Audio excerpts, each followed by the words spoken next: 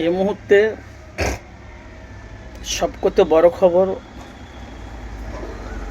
ভাই, আপনারা জানেন পশ্চিমবাংলা থেকে একটা শোকের ছায়া নেমে পড়েছে।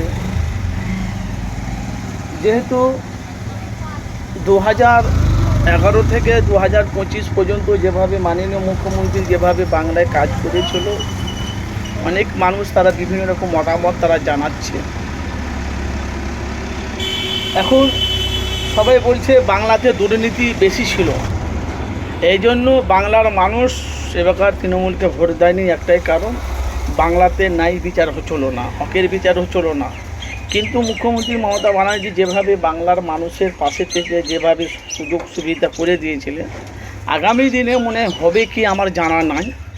যেহেতু আপনাদের জানেন যে আমাদের এখন রাষ্ট্র যে আমাদের পশ্চিমবাংলার মাননীয় শুভেন্দু অধিকারী যিনি এখন মুখ্যমন্ত্রী হয়েছে, বাংলার মানুষ দুর্নীতি মুক্ত করার জন্য ওনাকে বিজেপি সরকারকে বাংলায় এনেছে।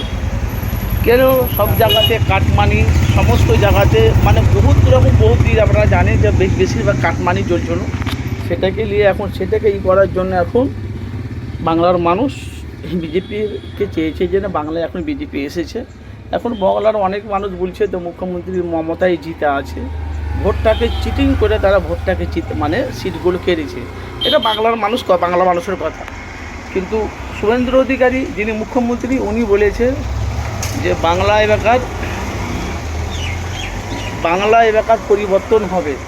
আমরা দুর্নীতি চাই না, আমরা উন্নতি চাই, কাজ চাই, শিল্প চাই, চাকরি চাই, যেন সমস্ত জিনিস যেন আমরা পাই, উন্নয়ন। এই কারণে এই কারণে জিতেছে। কিন্তু ভাই তহা সিদ্দিকী চাচা বলেছিল কয়েকজনের কথা বলেছিল, বাংলাকে যেন তাদেরকে যেন হারিয়ে দেয়। তাদের মধ্যে একজনা জয়ী হয়েছে, তার নাম হলো কাশেম সিদ্দিকী। একজনই জয়ী হয়েছে।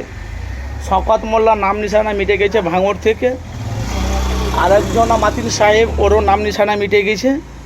তারপরে ফুরফুরা শরীফে জাঙ্গিপাড়ার সেনাহাসি চক্রবর্তী, তারও নাম নিশানা মিটে গেছে। এখন ফুরফুরা শরীফের আপনারা জানেন যে মাননীয় মুখ্যমন্ত্রী যে সাধারণ সম্পাদক ছিলেন যে কাশেম সিদ্দিকী ভাইজান, উনি কিন্তু আমডাঙ্গাতে জয়ী হয়েছিলেন। কিন্তু তহা সিদ্দিকী চাচা জানের ভবিষ্যৎবাণী কিন্তু ভাই মিলে গেছে। তহা সিদ্দিকী চাচা জান যেটা বলেছে কিন্তু সেটা কিন্তু ঘটেছে অবশ্যই। কেন আমার কাজ হলো ভাই উভয় পক্ষে মানুষের কাছে সত্যটা তুলে ধরা। এখন বিজেপি বাংলা রাজত্ব চালাচ্ছে, আলহামদুলিল্লাহ ভালো।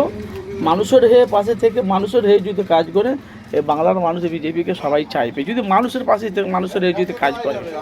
আর যদি না কাজ করে জনগণ সাধারণ মানুষ তার পাল্টি জবাব দেবে। তা আপনাদের মূল্যবান অবশ্যই মতামত আপনারা জানাবেন। কিন্তু অসিদ্দিকি যেটা বলে সেটা কিন্তু ঘটে। আপনাদের মূল্যবান আপনাদের মতামত জানাবেন।